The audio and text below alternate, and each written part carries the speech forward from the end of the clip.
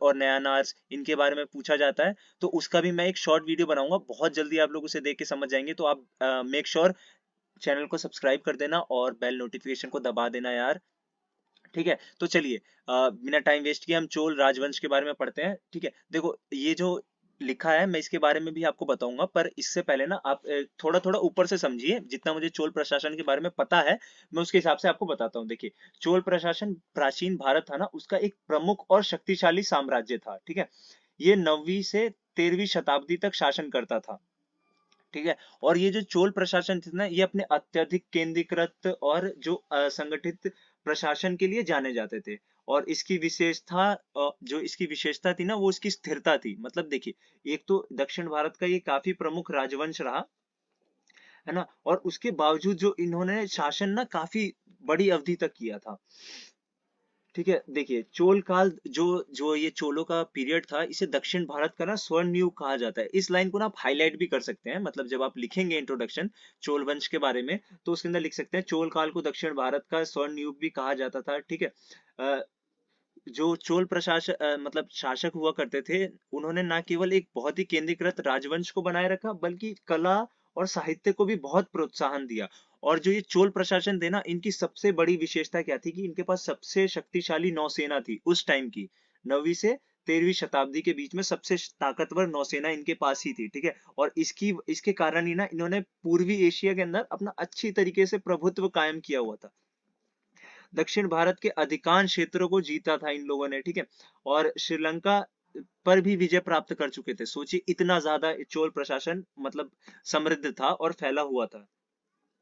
और चोल प्रशासन ना अत्यधिक हिंदू, जो शक्तिशाली साम्राज्य होता है हिंदुओं का, उसका निर्माण किया, और इनका उल्लेख ना बहुत ही प्राचीन काल से मिलता है। ठीक है, तो देखिए चोल राजवंश दक्षिण भारत के इतिहास में सबसे लंबे समय तक शासन करने वाला राजवंशों में से एक है। ठीक है, ये क्षेत्र के सांस्कृतिक, राजनीतिक और आर्थिक परिदृश्य को आकार देने में महत्वपूर्ण भूमिका निभाई। इस राजवंश की उत्पत्ति तीसरी शताब्दी ईसा पूर्व में देखी जा सकती है। मध्ययुगीन काल के दौरान अपने चरम युग पर आया। अब देखिए, तीसरी शताब्दी से इसका उल्लेख वगैरह तो मिला, लेकिन जो इनका जो मतलब जो सबसे ज्यादा क्या कहते हैं व्यू में आते हैं ना, जब इनका डोमिनेंस रहता है, तो वो 9वीं से 13वीं शताब्दी तक रहा। ठीक है, प्रारंभिक चोल शासकों ने वर्तमान तमिलनाडु के तमिल भाषी क्षेत्र के उपजाऊ कावेरी नदी डेल्टा के पास अपनी शक्ति का आधार स्थापित किया। समय के साथ उन्होंने सैन्य अभियान किए, एक श्रृंखला के माध्यम से अपने प्रभाव पर क्षेत्रों का विस्तार किया, पड़ोसी क्षेत्रों पर कब्जा कर लिया, और यहाँ तक कि श्रीलंका और मालदीव के कुछ हिस्सों पर भी अपना नियंत्रण बनाया। जैसा कि गाइज मैंने आपको पहले ही बताया था कि इन्होंने श्रीलंका तक फैला रखा था, है ना।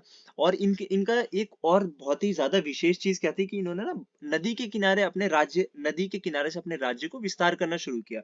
और नदी ना प्राचीन समय में काफी महत्वपूर्ण होती थी, क्योंकि नदी से पानी वगैरह की जो पूर्ति होती थी वो आराम से हो जाती थी। ठीक है, चोल अपनी नौसेना शक्ति के लिए प्रसिद्ध थे, ये बात भी मैं आपको पहले बता चुका हूँ। वो मैंने आपको बस एक ब्रीफ इंट्रोडक्शन दिया था, ताकि अगर आप वीडियो में आगे ना भी देखें ना, तो आपको फायदा हो जाए। ठीक है गाइस, क्या फायदा, मतलब वीडियो लॉन्ग रहे और आप लोग देखें ना, तो इससे अच्छा है कि आप थोड़ा सा सुने और फिर आगे उससे अपने पेपर को अच्छे से अटेम्प्ट कर ले। ठीक है, देखिए, जब इनके पास एक प्रसिद्ध शक्तिशाली नौसेना थी, जिससे इन्होंने हिंद महासागर में व्यापार मार्ग पर हावी होने की अनुमति दी। अब देखिए, जब आपके पास एक नौसेना है, आप अच्छी तरीके से व्यापार जो जल मार्ग होगा उस पर संचालन बना सकते हैं। ठीक है, तो इससे क्या हुआ कि इन्होंने जो हिंद महासागर था, यहाँ पे व्यापार मार्गों पर अपना प्रभुत्व बनाया। ठीक है, इन्होंने भारतीय उपमहाद्वीपों को दक्षिण पूर्वी एशिया और उसके आगे जोड़कर समुद्री व्यापार को बढ़ावा दिया। ठीक है, इस समुद्री प्रभाव से सांस्कृतिक आदान प्रदान को सुविधाजनक बनाया गया, और हिंद महासागर के विभिन्न हिस्सों में हिंदू धर्म और तमिल संस्कृति का प्रसार में योगदान हुआ। अब देखिए, जो इनके पास शक्तिशाली नौसेना थी ना, तो इससे क्या हुआ कि जो व्यापार का आदान प्रदान है वो भी बढ़ा। ठीक है, क्योंकि जो नौसेना है, उससे क्या होता है, व्यापार मार्ग मिल जाता है कि लोग कैसे आएंगे, कैसे जाएंगे और व्यापार कैसे करेंगे। ठीक है, तो इससे मतलब हिंदू धर्म का भी मतलब प्रसार हुआ। जैसे क्या कहते हैं उसको, मान लीजिए कि हिंदू धर्म फैला। ठीक है, प्रसार चोल वंश के अंतर्गत कला और वास्तुकला का विकास हुआ। ठीक है, तंजावुर में बृहदेश्वर मंदिर जैसे भव्य चोल मंदिर अपनी वास्तुकला कौशल और शानदार उदाहरण के रूप में खड़े हैं। चोलों ने एक सुव्यवस्थित प्रशासनिक प्रणाली जिसमें स्थानीय स्वशासन भी शामिल था, इसके साथ साथ प्रशासन को भी महत्वपूर्ण योगदान दिया। ठीक है, तो ये जो चोल लोग थे इन्होंने वास्तुकला मतलब एक बहुत ही केंद्रीकृत और संगठित राज्य तो बनाया, उसके बावजूद भी जो वास्तुकला, ठीक है, कला थी, उसको भी बहुत ज्यादा सहयोग किया था इन लोगों ने। ठीक है, चोल राजवंश की सदियों से गिरावट और पुनरुत्थान के दौर का सामना करना पड़ा और 13वीं शताब्दी तक उनका प्रभुत्व कम हो गया, जिससे अन्य क्षेत्रीय शक्तियों का उदय मार्ग प्रदर्शित हुआ। फिर भी चोल राजवंश की विरासत, उनकी विशाल वास्तुकला, जीवंत संस्कृति और दक्षिण भारत के इतिहास पर स्थायी प्रभाव के रूप में कायम है।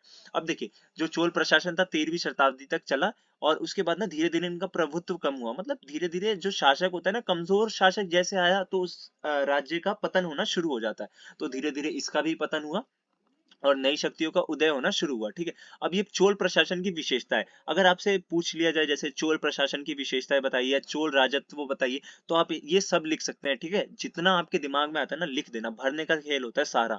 और मेक श्योर हेडिंग्स बनाना और पॉइंट में आंसर्स को लिखना। पॉइंट में जितना लिखोगे उतना ज्यादा आपको मार्क्स मिलेगा, क्योंकि पॉइंट से जो एग्जामिनर होता है उसको एवेल्युएशन भी आसान होता है और वो कुछ पॉइंट्स को हाईलाइट करने की कोशिश करना, जिससे आपको एग्जाम में मार्क्स एक्स्ट्रा मिलेंगे। ठीक है, अब देखिए केंद्रीय प्रशासन। चोल राजवंश का केंद्रीय प्रशासन था केंद्रीय राज, एक सुव्यवस्थित प्रणाली थी जिसका शीर्ष पर राजा होता था। अब देखिए, इसको अगर मैं आपको आसान शब्दों में बताऊं ना, तो चोल प्रशासन में जो सबसे प्रमुख होता था ना वो सम्राट होता था, राजा। ठीक है, राजा सर्वोच्च अधिकारी होता था, उससे ऊपर कोई अधिकारी नहीं, राजा ही सबसे बड़ा अधिकारी होता था और उसके पास न्याय और प्रशासन के संबंध में ना निर्णय लेने की शक्तियां हुआ करती थी। वो बात अलग है कि वो अपने साथ कुछ मंत्रियों को भी नियुक्त करता था, जिससे कुशलता से राज किया जा सके। ठीक है, देखिए अब वही बात आगे लिखी होगी। शीर्ष पर राजा था, राजा मंत्री परिषद द्वारा समर्थित शासन वित्त और सैन्य मामलों की देखरेख करता था। समाज के राज्यपालों का नेतृत्व क्षेत्रीय इकाइयों में विभाजित हो गया, जो स्थानीय प्रशासन और कानून प्रवर्तन के लिए जिम्मेदार था। भूमि की उर्वरकता पर आधारित एक सुव्यवस्थित राजस्व संग्रह प्रक्रिया ने साम्राज्य के कामकाज को वित्त पोषित किया। चोलों ने स्थानीय रीति रिवाजों और धर्म को मिलकर एक कुशल न्यायपालिका को प्राथमिकता दी। तो गाइस देखो, जो चोल प्रशासन थे उसके अंदर राजा सबसे सर्वश्रेष्ठ होता था और उसके मंत्री परिषद ये सब भी होते थे, जो मंत्री वगैरह होते थे। उसके साथ ही साथ ना इन लोगों ने ना कानून व्यवस्था को भी बहुत अच्छा बना के रखा था। और जो ये था ना, भूमि की उर्वरकता के आधार पर ना इन्होंने टैक्स डिसाइड किया था।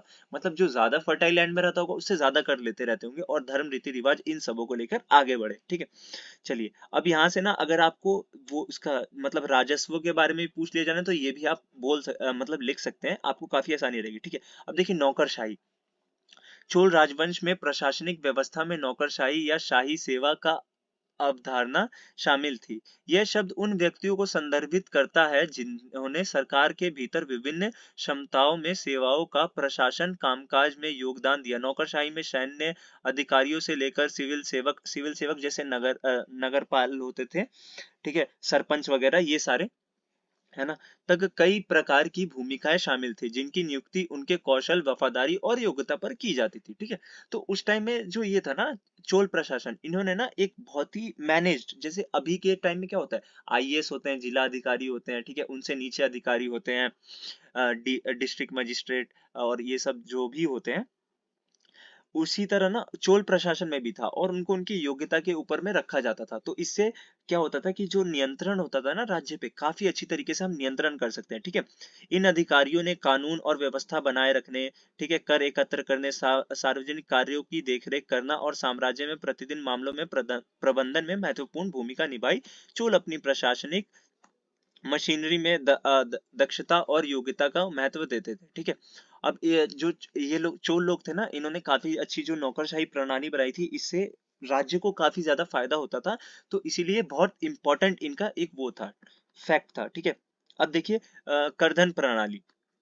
करधन प्रणाली या चोल राजवंश के वित्तीय प्रणाली का उल्लेख करता है। चोलों के पास एक सुव्यवस्थित राजस्व और वित्तीय प्रशासन था जिसने साम्राज्य को बनाए रखने में महत्वपूर्ण भूमिका निभाई। ठीक है, राजस्व प्रणाली जिसे अक्सर करधन प्रणाली के नाम से जाना जाता है, कृषि भूमि का उर्वरकता और सीमा के आधार पर करों को संग्रह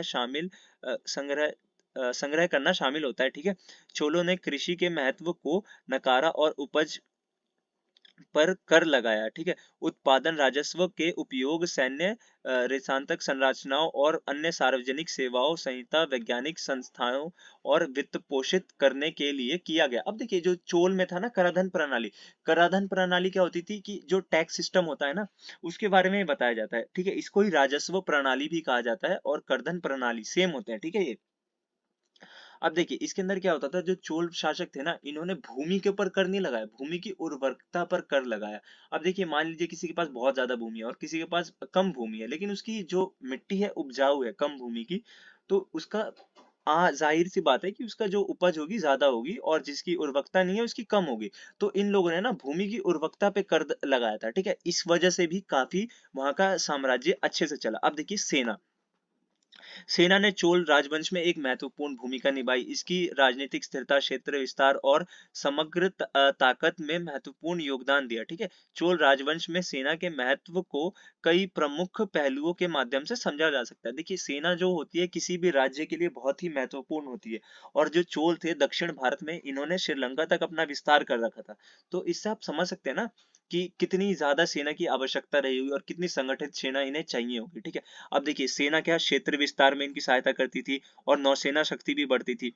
गाइज मैं ये पॉइंट आप लोगों के साथ डिस्कस कर चुका हूँ। ठीक है, तो वीडियो ज्यादा लंबा ना हो तो मैं इसको आपको ब्रीफ में बता देता हूँ। ठीक है, चोल अपनी सैन्य शक्ति के लिए जाने जाते थे, जिन्होंने उन्हें विजय के माध्यम से अपने क्या कहते हैं साम्राज्य के विस्तार करने की मदद मिली। ठीक है, सफल सैन्य अभियानों ने चोलों को श्रीलंका, मालदीव के कुछ हिस्से और दक्षिण भारत क्षेत्रों सहित नए क्षेत्रों पर कब्जा करने की अनुमति दी।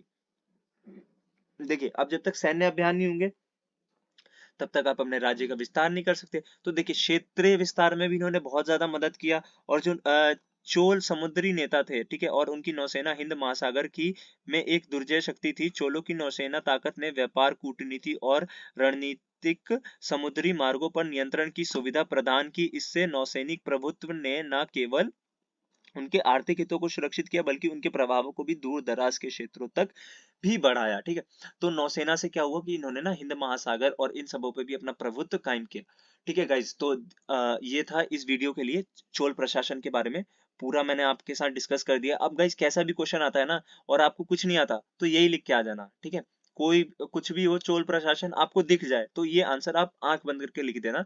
ठीक है, और मेक श्योर करना कि जो क्वेश्चन लिखा हो ना उसके पॉइंट को तुम हाईलाइट कर देना बस। इससे क्या होगा कि उसे लगेगा कि हाँ एग्जामिनर को लगेगा कि आप लिख चुके हैं। ठीक है, तो गाइज अगर वीडियो पसंद आया तो लाइक कर दो यार, काफी ज्यादा मेहनत लगी है। अभी मैं 2 वीडियो रिकॉर्ड कर चुका हूँ, इसके बाद मेरे को 2 और वीडियो रिकॉर्ड करनी पड़ेगी आप लोगों के लिए, जिससे आपको काफी ज्यादा बेनिफिट होगा। और गाइज चैनल को सब्सक्राइब कर दो यार, व्यूज तो काफी लोग देख रहे हैं पर चैनल को सब्सक्राइब नहीं कर रहे यार। कंटेंट में देखो कमी नहीं है और काफी अच्छी तरीके से मैं कोशिश कर रहा हूँ बनाने की। तो गाइस चैनल को प्लीज सब्सक्राइब करना और वीडियो पसंद आए तो लाइक करना। और यार कमेंट में जरूर बताना तुम्हारे पेपर में क्वेश्चंस आए या नहीं आए। आई होप क्वेश्चंस जरूर आए। ठीक है, थैंक्स फॉर वॉचिंग।